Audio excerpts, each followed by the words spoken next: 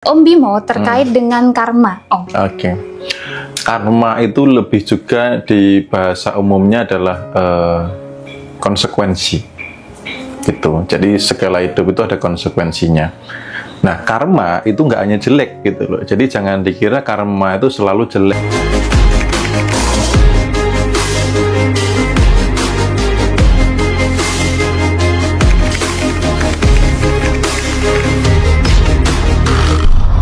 Kalau dengar bahasa karma itu seolah-olah hal yang negatif banget. Karma itu ada karma baik, ada karma buruk, gitu loh. Ya, yang perlu teman-teman ketahui dulu. Karma itu ada karma baik, ada karma buruk. Gitu. Karma itu seperti hukum tabur tuai. Nah, hukum tabur tuai saya ingin menjelaskan juga bahwa menabur sekarang, apapun itu ya, entah kebaikan, entah keburukan, itu namanya karma, gitu ya. Menabur sekarang belum tentu menuai sekarang, yang perlu jadi catatan ya. Kemudian menabur di tempat A belum tentu menuainya di tempat A juga, itu. Kemudian menabur barang atau jenis, atau misalkan menabur padi belum tentu menuai padi, tabur tuai itu, gitu ya. Anda menabur misalkan kebaikan finansial, panennya belum tentu soal finansial, gitu. Tetapi ada satu kepastian bahwa menabur itu pasti menuai. Jadi saat ini kalau Anda belum nerima banyak, Anda sudah menabur apa? Pertanyaannya itu.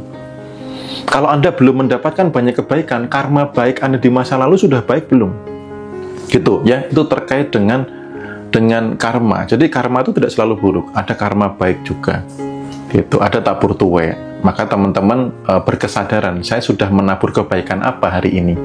Karena nah ini kalau teman-teman juga nih, kadang hukum tabur tuai atau karma itu dijadikan seperti kayak matematis orang dagang gitu. Misalkan nih aku lagi baik, misalkan aku baik sama Mai itu, berharapnya Mai baik balik gitu.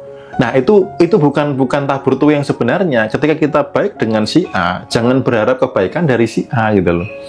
Ya itu nggak tulus menaburnya gitu. Atau menabur sekarang, saya sudah baik sekarang kok saya belum dapat kebaikan, enggak. Karena belum tentu namanya sekarang. Gitu. Atau menaburnya finansial, sudah sedekah finansial atau bantu teman yang misalkan anaknya sakit ngasih uang gitu ya. Kok saya nggak dapat rezeki finansial? Belum tentu gitu. Tetapi ada kepastian bahwa menabur pasti menuai gitu. Oke, jadi kalau nanam padi tukulnya bukan suka teki ya, Om. Oke, teman-teman TikTok bisa mempersiapkan pertanyaan nih tentang karma ya. Nanti akan bacakan.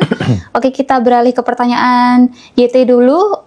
Dari Rara, taunya sesuatu itu karma gimana Om? Apa sial terus atau bagaimana? Oke, silahkan Pak. Ya, taunya sesuatu karma itu semuanya itu karma, gitu. Semuanya itu karma, baik atau buruk itu karma. Hidup Anda saat ini adalah hasil karma di masa lalu, entah itu karma baik, entah karma buruk, gitu ya. Jadi kalau saat ini apa, sebenarnya itu karma di masa lalu. Kalau saat ini hidup Anda berlimpah, itu karma baik di masa lalu, gitu loh ya. Jadi semua yang terjadi saat ini itu akibat dari karma di masa lalu, entah baik atau buruk. Atau apa yang Anda panen saat ini, itulah yang Anda tabur di masa lalu, gitu. Oke, nah teman TikTok di sini ada yang nanya nih, apakah karma dari orang tua bisa dirasakan anak-anaknya juga Om? Ya, sangat bisa. Karma yang tidak selesai dalam satu keturunan itu bisa turun ke anak-anak, gitu. Terutama karma-karma perjanjian dengan dunia gelap, dengan magic atau mistis ya gitu ya. Perjanjian dengan syaitan itu bisa turun-temurun gitu. Atau penyakit bawaan ya, misalkan orang tuanya punya penyakit apa bisa nurun juga gitu, karena nggak selesai dalam satu keturunan. Gitu. Atau peristiwa misalkan simbah-simbahnya kawin cerai gitu ya, kemudian anaknya, cucunya juga mengalami hal yang sama kayak gitu. Itu bisa saja, berpotensi bisa. Untuk cara kerja karma sendiri apakah memang seperti itu Om Bimo? Ya, jadi karma itu, kalau karma pribadi adalah apa yang kita tabur di masa lalu.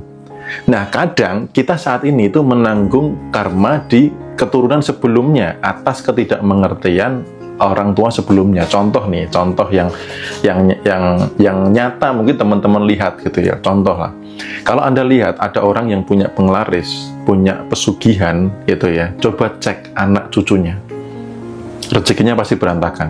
gitu. Dan saya melihat mata kepala sendiri, teman saya atau sahabat saya yang dari kecil gitu ya, itu dulunya orang tuanya pakai seperti itu, sekarang ekonominya luar biasa gitu ya. Jadi coba teman-teman lihat di daerah masing-masing, kalau ada orang pakai pesugihan atau apa gitu ya, kalau yang make itu sudah nggak ada, nah anak cucunya biasanya rezekinya berantakan gitu. Oke, begitu. Nah, kalau misalnya nih, karma kawin cerai, begitu, ada nenek moyang atau dari keluarga yang di atas itu ada yang kawin cerai, apakah karma keturunannya itu nanti nurun ke kita, ke anak cucu kita, itu gimana? Nah, tergantung kitanya. Jadi karma ini, itu bukan berarti kita nggak berdaya atas karma ya, terutama yang karma buruk dulu. Ya, bukan berarti kita nggak berdaya atas karma itu. Ya, karena ada juga karma baik. Ini sebelum saya jawab itu ada karma baik. Saya kemarin waktu di Keraton Jogja gitu ya, kemudian sharing cerita dengan salah satu orang dalam gitu, cerita bahwa di keraton tuh orang-orang yang paham tentang energi itu banyak energi yang menyelimuti itu ya. Nah, energi itu dari mana? Itu dari tirakatnya simbah-simbah atau leluhurnya zaman dulu. Karena dia apa? Orang zaman dulu tuh kuat tirakat, entah puasa entah apa, untuk mendoakan anak cucu. Misalkan bejo swargondonyo, misalkan dadi rojo dan lain sebagainya. Sehingga apa? Karma baik itu, walaupun orangnya sudah nggak ada, doanya itu masih ada gitu loh. Nah, sekarang berapa banyak orang yang tirakat untuk anak cucunya coba? Gitu. Nah, itu kalau zaman dulu yang karma baik. Nah, yang karma buruk, yang tadi misalkan kawin cerai, simbah-simbahnya gitu ya, bukan berarti kita nggak berdaya kok. Kita bisa mutus karma itu. Gitu loh. Kenapa? Karena kita punya Sang Maha Bisa segalanya yang tidak bisa dilupakan itu, teman-teman. Jadi jangan sampai nanti karma ini teman-teman jadi kebingungan atau malah bergantung sama orang atau mentuhankan seseorang untuk memutus karma. Gitu. Jadi karma di masa lalu itu yang simbah-simbah kawin cerai dan lain sebagainya itu bisa diputus di generasi kita, itu bisa diputus supaya tidak terjadi di kita atau di keturunan yang akan datang gitu. Oke, nah kalau tanda karma sudah selesai ini gimana, Om Bimo? Jadi karma itu nggak akan pernah selesai sih, karena ada karma baik gitu ya. Jadi kita saat ini tuh hasil karma di masa lalu gitu. Jadi teman-teman, karma itu nggak akan selesai. Karma itu seperti konsekuensi lah ya gitu ya. Misalkan gini, kalau Anda kemarin malas-malasan, ya konsekuensinya sekarang ya misalkan rezekinya seret lah atau apa. Atau karma misalkan dari kemarin males merawat diri gitu ya, akhirnya jodohnya seret misal gitu, atau nggak mau memaafkan kegagalan di masa lalu, akhirnya trauma, nggak punya pasangan, atau telat nikahnya misalkan seperti itu, atau dari dulunya suka ngutang, sekarang ekonominya berantakan. Jadi karma itu nggak akan selesai karena itu adalah hukum gitu ya. Nah, kalau pertanyaannya lebih ke bagaimana tandanya karma buruk itu sudah selesai, berarti kejadiannya tidak terulang. Karena karma itu pengulangan pola, gitu. Atau dampaknya itu tidak terjadi, gitu. Oke, nah ini ada pertanyaan dari teman kita di TikTok, dari Edi Humaydi. Karma sama ujian sama atau beda? Nah, ini pertanyaannya menarik nih, Om. Enggak. Beda ya, karena karma itu ulah manusia itu sendiri kok. Salahmu dewe gitu. Salahnya sendiri gitu. Oke, nah kita beralih ke pertanyaan YT dulu ya teman-teman di TikTok. Terima kasih ilmunya Om. Maaf minta tolong dibahas lebih detail lagi cara memutuskan karma. Nah ini tadi sudah sempat dijawab ya oleh Om Bimo sendiri cara memutuskan karmanya. Nah kita lanjut ke pertanyaan teman-teman di TikTok. Mas Bimo, bisakah kita menanggung karma buruk di kehidupan masa lalu? Gimana memutusnya? Nah, ini tadi sudah dijawab juga oleh Om Bimo ya. Nanti sedikit saya tambahin penegasan ya, supaya teman-teman gini, karma buruk di masa lalu tidak harus selalu ditanggung, tapi diputuskan ya. Diputuskan bisa dengan ritual keagamaan, Anda bisa berdoa kepada Sang Maha Bisa segalanya. Kemudian dari sisi spiritual juga Anda bisa basuh kaki orang tua, meniatkan untuk memutus karma masa lalu, baik yang Anda ketahui maupun yang tidak diketahui. Tapi ini untuk dalam hati aja ya, jangan ngomong. Nanti kalau ngomong pas basuh kaki bisa ditendang gitu. Tapi ngomongnya adalah, Pak Bu, saya doakan saya yang terbaik. Kalau ada salah, saya mau dimaafkan. Sambil basuh nanti saya niatkan dengan membasuh kaki ini untuk saya niatkan memutus karma buruk di masa lalu, baik yang saya ketahui maupun yang tidak diketahui. Sehingga termasuk nanti dampaknya apa? Penyakit keturunan tidak nurun gitu. Ya kayak saya tidak mengalami penyakit keturunan dari orang tua atau dari simbah gitu. Karena apa? Sudah diputus. Kan ada tuh misalkan orang tuanya gula darah tinggi, anak cucunya gula darah tinggi gitu kan. Kemudian orang tuanya hipertensi, anak cucunya hipertensi atau kolesterol atau apa. Nah, ketika itu sudah diputus, maka kita tidak akan menikmati karma itu gitu loh. Terus kemudian satu lagi, untuk memutus karma, jangan melakukan pola yang sama. Gitu. Jadi misalkan nih kawin cerainya simbah-simbah dulu apa? Misalkan simbah ternyata pakai pengasian, ya jangan pakai pengasian gitu. Misalkan contohnya dulu simbah itu sangat kurang komunikasi dengan Mbah Putri misalkan gitu ya. Ya Anda jangan ikut-ikutan kurang komunikasi gitu. Karena keluarga itu komunikasi itu menjadi utama banget. Ketika komunikasi sudah kurang, itu rentan sekali terjadi banyak permasalahan gitu. Jadi untuk memutus karma bisa dengan ritual keagamaan, bisa meminta kepada Sang Maha Bisa segalanya, doa dengan sangat serius ya, bisa membasuh kaki, atau doa dan puasa juga bisa ya. Kalau doa saja kurang mantap, saya niatkan puasa apakah Senin Kamis 3 hari, 7 hari, 40 hari untuk memutus karma juga bisa. Membasuh kaki lalu tidak mengulang pola yang sama gitu. Oke, nah ini ada satu lagi pertanyaan dari teman-teman TikTok ini, kalau neneknya stres, nah ini stresnya perlu didetailkan lagi ya, stresnya seperti apa gitu. Terus bapaknya juga ngalamin sama tantenya, apa itu berdampak pada cucunya? Nah ini nanti Om Bimo akan jawab yang seperlunya, karena ini sepertinya pertanyaannya kurang spesifik ya, ini stresnya itu stres seperti karena apa? Agak gila atau stres karena apa gitu ya, karena yang perlu ditelusur itu adalah pemicunya itu ya, adalah pemicunya. Cara mutusnya sama kok gitu, cara mutusnya sama. Tadi dengan 4 cara itu bisa gitu. Karena kadang stres itu juga efek dari perjanjian gelap di masa lalu. Ada loh yang orang yang pakai pesugihan gitu, anaknya jadi stres gitu. Dan stresnya nggak cuma anaknya, ternyata ketika dia punya keturunan juga ikut stres gitu, agak gila lah, atau ada yang cacat bahkan gitu ya. Tubuhnya kecil, nggak ada ini, nggak ada itu gitu ya, karena ada perjanjian dengan dunia gelap sebelumnya. Karena gini, saya perlu bongkar bahwa setan itu tidak ada yang jujur. Kalau jujur namanya bukan setan.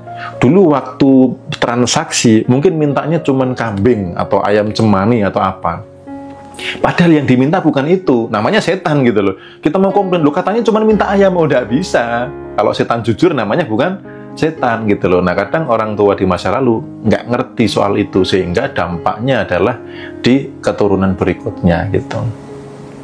Oke, begitu ya teman-teman di TikTok. Sambil menunggu Om Bimo biar minum dulu ya. Oke, ini ada yang komentar begini, Om basuh kaki orang tua atau kaki sendiri Om? Ini kaki orang tua ya Kak? Orang tua lah ya. Oke, yang selanjutnya kita akan bahas tema rezeki dan kelimpahan teman-teman. Jadi kalau ada pertanyaan seputar rezeki dan kelimpahan bisa mulai komen-komen nih ya di TikTok tentang pertanyaan yang ingin ditanyakan, tentu dengan tema yang sedang dibahas, yaitu rezeki dan kelimpahan gitu. Oke, dari teman-teman TikTok, apakah ada pertanyaan lagi seputar karma nih? Kita tunggu sebentar lagi ya, apakah ada pertanyaan lagi? Oh ini Om, ada yang bilang saya pernah basuh kaki orang tua saya, tapi kehidupan masih begini aja. Nah itu gimana Om? Ya karena kunci kehidupan nggak cuma basuh kaki gitu loh. Jadi ketika basuh kaki nggak cukup di situ saja gitu loh. Ya lalu pertanyaan kedua, saat basuh kaki niatnya apa gitu loh. Kalau niatnya hanya minta maaf, maka karmanya masih ada gitu loh. Jadi saat basuh kaki niatnya apa? Wujudnya apa? Saat Anda puasa niatnya apa? Termasuk saat puasa gitu ya. Saat puasa niatnya apa? Karena masih ada orang-orang yang puasa tuh sibuknya masih tentang makanan ya. Nanti sahur pakai makan apa ya kan? Nanti buka makan apa? Buka bersama sama siapa lagi? Buka bersama sama yang mana lagi gitu kan? Buka bersama di mana lagi? Nah gitu akhirnya nilai spiritualnya nggak ada gitu. Jadi kehidupan nggak cukup cuma membasuh kaki gitu loh. Apakah saya setelah membasuh kaki terus jadi kaya raya? Nggak juga. Tetap ada kepingan pasar yang lainnya harus dilakukan. Itulah kehidupan gitu. Nah kalau kondisinya kedua orang tua ini sudah tiada, ini bagaimana Om Bimo? Nah bisa pakai cara yang lain ya. Bisa pakai cara yang lain, atau bisa minta tolong seorang hipnoterapis untuk memandu visualisasi seolah-olah orang tua dihadirkan ya, seolah-olah, karena bawah sadar itu nggak mengerti seolah-olah Gitu. Jadi bisa dengan teknik yang lain, nggak harus basuh kaki. Tapi kalau mau, Anda bisa minta bantuan hipnoterapis atau Anda sendiri pun juga boleh ya. Nanti kalau memang dirasa kuat, artinya kuat itu karena biasanya menghadirkan orang tua, membayangkan seolah-olah ada, bukan sosoknya benar-benar hadir ya, hanya membayangkan.